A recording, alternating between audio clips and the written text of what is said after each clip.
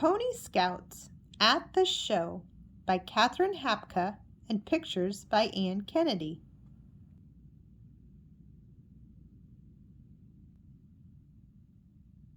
It was early morning at the pony farm where Jill and her parents lived.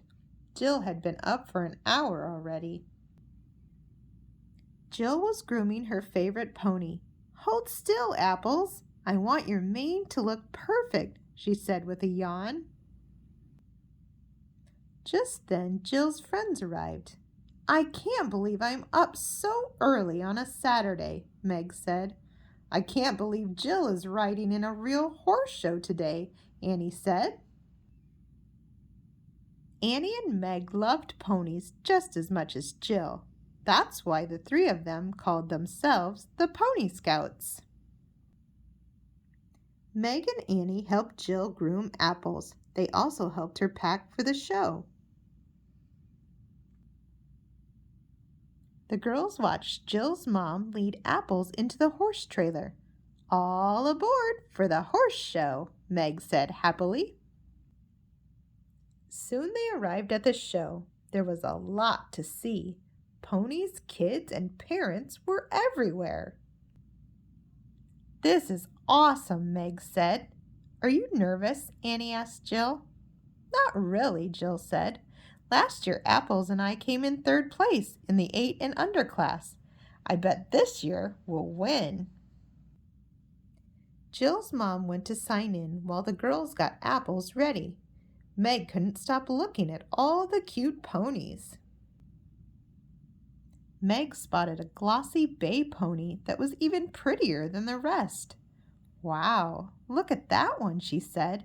"He's beautiful," Annie said.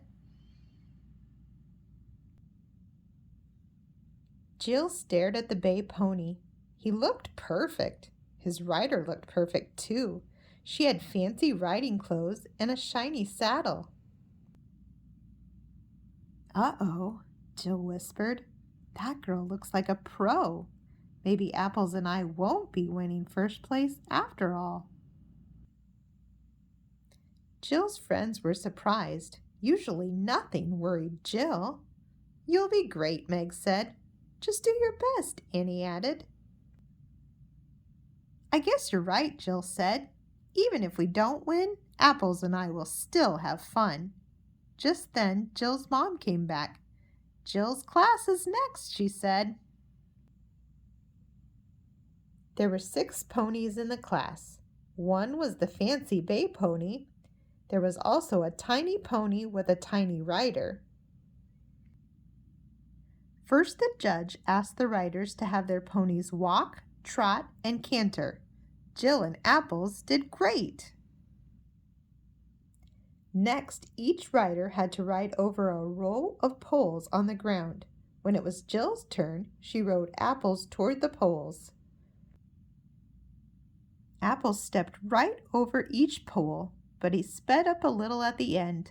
Clunk! His hoof tapped the last one. Next, it was the fancy girl's turn. She rode ahead proudly, but when her pony saw the poles, he stopped short and backed up. Then he tried to turn around. The fancy pony was scared, but his rider kept asking him to go. Finally, the pony went through. Then came the tiny pair. The pony stepped over each pole without touching a single one. He had to stretch his legs to do it because he was the shortest. When the judge gave out the ribbons, the tiny pair won first place. Jill and Apples were second. The fancy girl and her pony won third. "Good job," the judge told the fancy girl. "I liked that you didn't give up." "Both of your ponies were great," Jill said to the other riders. "You guys were great too," the fancy girl said with a smile. "I hope my pony Silky is as brave as your pony someday." "Don't worry, he will be," the tiny girl said. Jill nodded in agreement. Back home after the show, the girls groomed Apples and gave him lots of treats. Then they hung Jill's ribbon on the Pony Scouts bulletin board. "You'll probably come in first place next time," Meg said. I hope so, Jill said. Next time, maybe you two can ride in the show, too. The end.